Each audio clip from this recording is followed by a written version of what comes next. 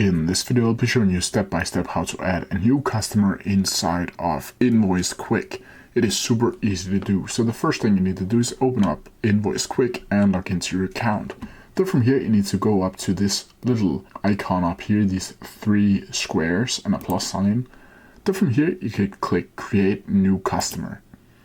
Then from here, this page should be popping up. And here you can add the company name or the customer name. Let's just click in this.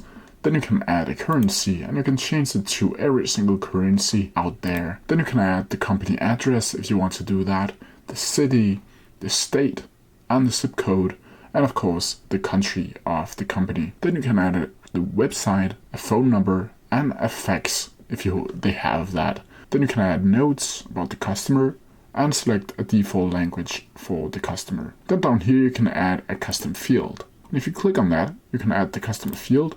You can create a new one if you want to do that. And you can add a field value. And you can also show whether or not it should show that in the invoice. Then from here, you need to set in the main contact information.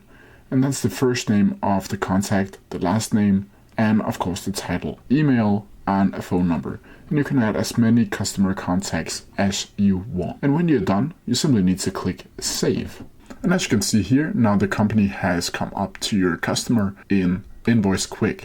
And that's how you do it. If you have any questions about it, please leave them down in the comment section below and I'll try my best to answer them as quickly as possible. See ya!